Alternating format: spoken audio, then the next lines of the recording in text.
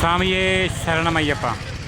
കോതമംഗലം ശ്രീ അയ്യപ്പ ക്ഷേത്ര മഹോത്സവത്തിൻ്റെ അയ്യപ്പൻ വിളക്ക് മഹോത്സവത്തിൻ്റെ ഭാഗമായിട്ട് കൊയിലാണ്ടി കോതമംഗലത്ത് നിർമ്മിച്ച മനോഹരമായ ദീപാലങ്കൃതമായ ക്ഷേത്ര കവാടം ഒരുപാട് ആളുകളുടെ ശ്രദ്ധയാകർഷിക്കുന്ന ദൂരദേശത്തു നിന്നും ഈ ഒരു മനോഹരമായ കാഴ്ച കാണാൻ ആളുകൾ വന്നുകൊണ്ടിരിക്കുക കേട്ടോ.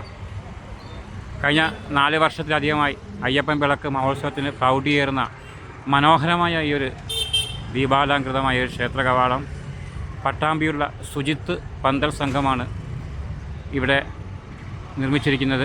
ഏകദേശം 16ഓളം മീറ്റർ ഉയരത്തിൽ അതിമനോഹരമായിട്ടുള്ളൊരു കാഴ്ചയാണ്. 3 ലക്ഷത്തോളം രൂപയാണ് ഇതിന് ചെലവ് കണക്കാക്കുന്നത്.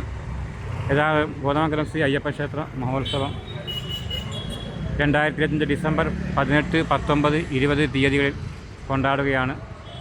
അതിൻ്റെ ഭാഗമായിട്ട് നാളെ ഡിസംബർ 19 ഉച്ചയ്ക്ക് സമൂഹ സദ്യയുണ്ട്. രാത്രി 7 മണിക്ക് മലബാർ ആദ്യമായിട്ട് പ്രകാശ് പുത്തൂർ നയിക്കുന്ന പത്തനംതിട്ട ഒറിജിൻ ഓർക്കസ്ട്രയുടെ മനോഹരമായ ഗാനമേളയുണ്ട്. ഒപ്പം ക്ഷേത്രത്തിലെ എല്ലാ ചടങ്ങുകളും പതിവ് പോലെ ഉണ്ടാകുന്നതാണ്.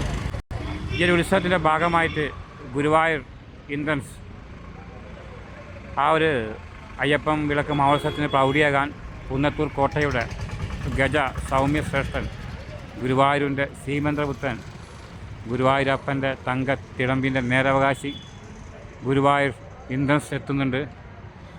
അപ്പം എല്ലാ പ്രിയപ്പെട്ടവരെയും ഞങ്ങൾ കൊയിലാണ്ടി കോതമംഗലം അയ്യപ്പ ക്ഷേത്ര മഹോത്സവ സന്നിധിയിലേക്ക് സ്വാഗതം ചെയ്യുകയാണ്. Thank you.